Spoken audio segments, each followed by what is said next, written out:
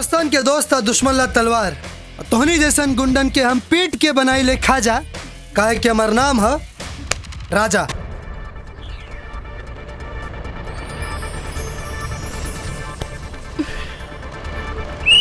Ready गो।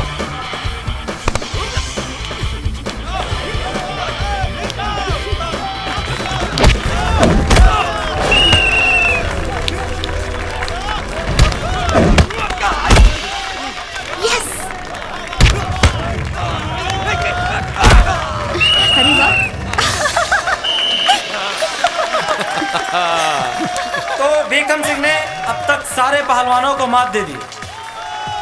अब कारी सिंह भीखम सिंह का मुकाबला करेंगे।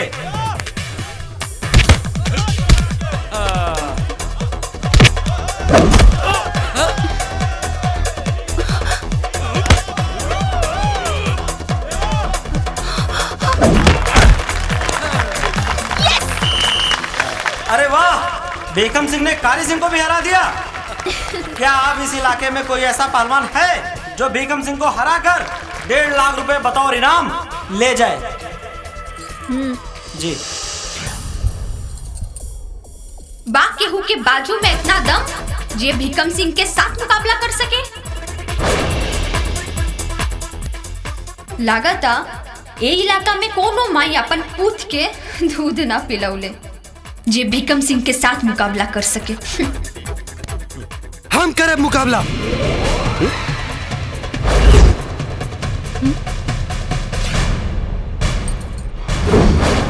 जब बात माई के दूध पर आ गई बा, तब आज पता चली कि माई के प्यावल दूध के हाथ जब के ऊपर पड़ेला तो आदमी के थूक भी खून बन के निकलेला।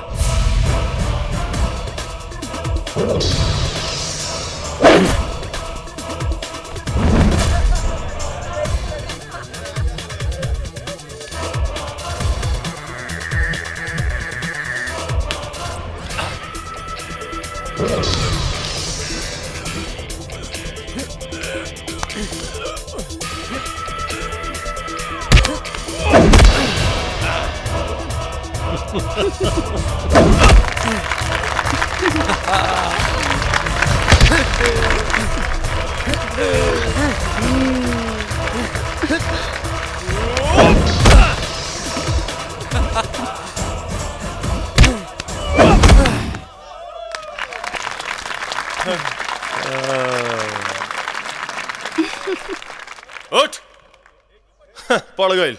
हाँ। तारा पेट के किडनी, बहन के जवानी और महतारी के इज्जत लपेट के ले जाए।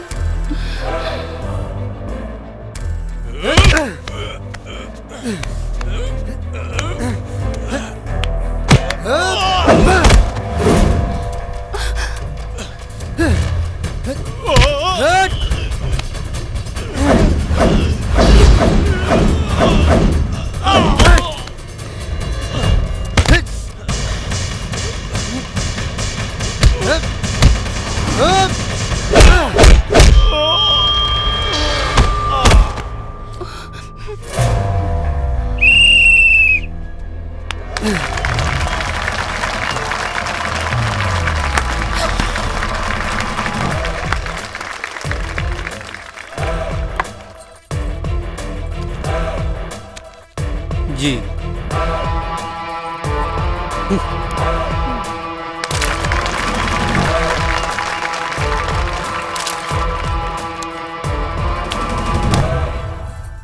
ललकारे से पहले सोच लेवे के चाहिए कि कहीं कोनो मर्द गौर से नाप देहलस तो शरीर से पसीना की जगह दूध निकले लगी।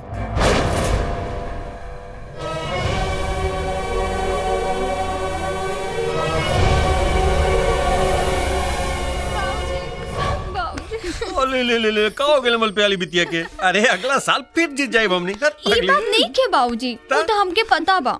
बात ई है कि रहुआ हमके बॉडीगार्ड रखे खातिर कल रहनी ना।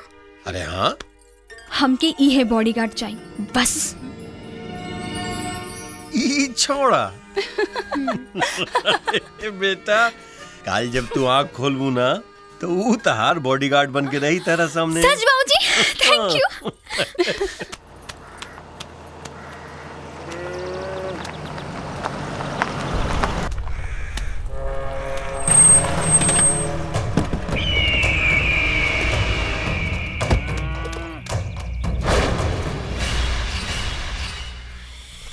अरे अरे ठाकुर साहब आप, अरे ये क्या करत हई?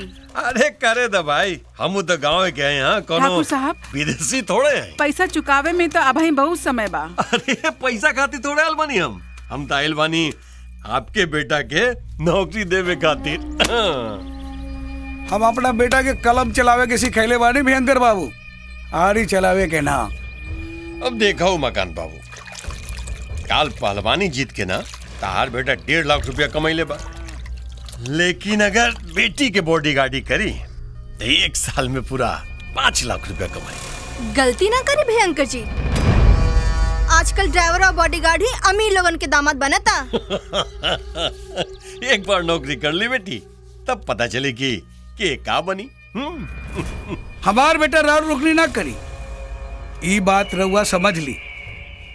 कहीं 2 महीना के दिहल मोहलत 2 दिन में न बदल जाए। कर्जा याद रखल करा। करे वैसा भी नौकरी बाप के ना बेटी के करे के बा, बस दिन बता दी आ जाए। अरे नेकी और पूछ काल से आ जा तू। ठीक बा, चलो तानी, प्रणाम प्रणाम। सही है बेटी, हाँ काल से आ जाइए।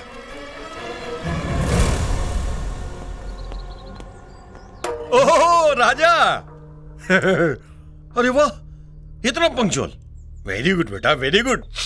तब बेटा जाओ ना, तरह से तू टाइम के पंक्चुअल बड़ा ना, वही तरह से हमारी बेटी के बॉडीगार्डी करे में पंक्चुअल रही है। हाँ यही बात के ध्यान रखिए कि अगर कोनो बुरी हवा ओकरा छू के भी गुजर गई ना तो तहार जीवन गुजर जाई बेटा।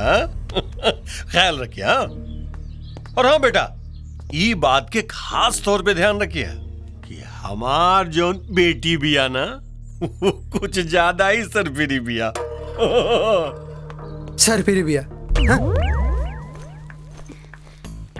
दीदी आ गेल बा तोहर बॉडीगार्ड।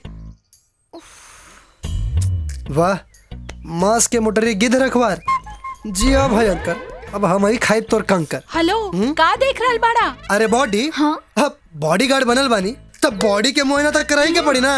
28 के कमर, 32 के सीना और औकात में रहो, न तो बॉडी के चेंज होके भी टाइम न लगी। हाँ अरे तो लड़ा के देख ला, पता चल जाई कि केकर ढेर मजबूत बा। अच्छा हाँ। रुका, पकड़ तो।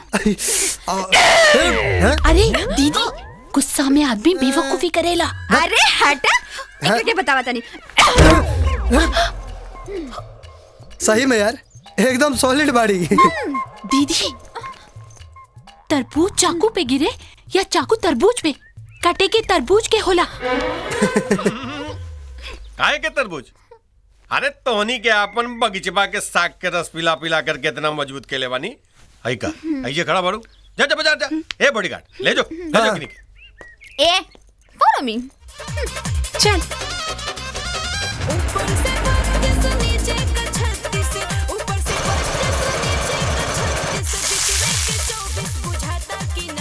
ए आओ पीछे पीछे, वो देखा दुकान, चलो जूस पीहल जाओ। अच्छा फॉलो मी। ए भैया 2 गिलास गंदा का जूस दियो। दीदी देखा बुद्धू लाल के कैसे बोका जैसे खड़ा बा। हाँ वो तो दिखाई देता, बेवकूफ कहीं के। एकदम बुद्धू बा, कुछ ना बुझाला।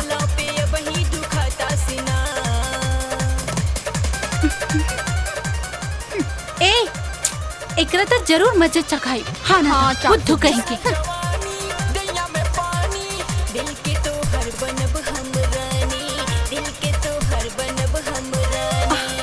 अच्छा बात। मजा आ गई। तू चल चल भाग। अरे तू चल ना। ओके ओके।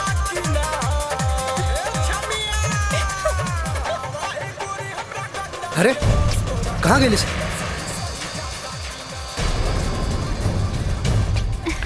अरे बेचारा कितना परेशान होई। आहा, तोरी चढ़ल जवानी देख के मुंह में पानी आ गई।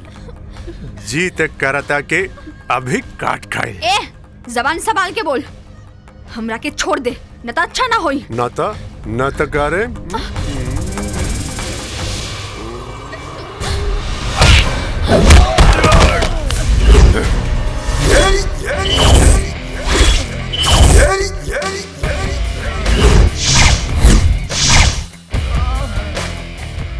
दोस्तन के दोस्त दुश्मन ला तलवार, तोहनी जैसन गुंडन के हम पीट के बनाई ले खाजा, काहे के हमार नाम है राजा।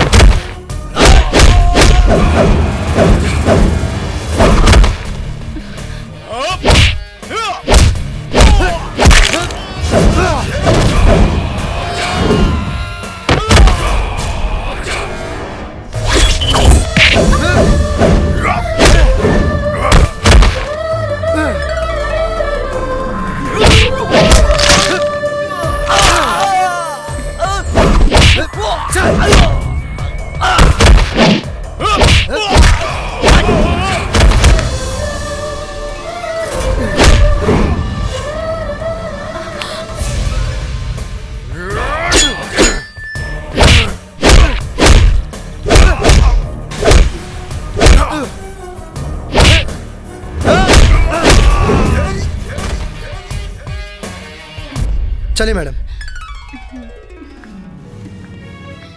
Click on the bell icon to get regular updates from Venus.